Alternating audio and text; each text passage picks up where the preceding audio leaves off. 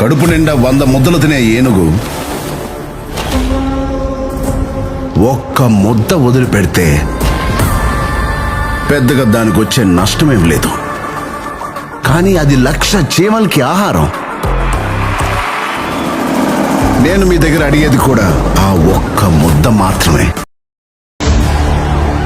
బొబ్బిలి మోపిదేవి అనే నేను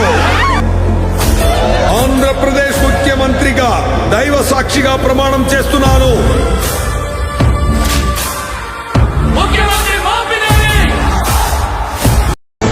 అర్థమైందిరా? అయ్యిందా? రాసివరా. రానా? రాకి రాస్ సార్కి సార్. ఏం చేశాడు వాడు? I'm unpredictable.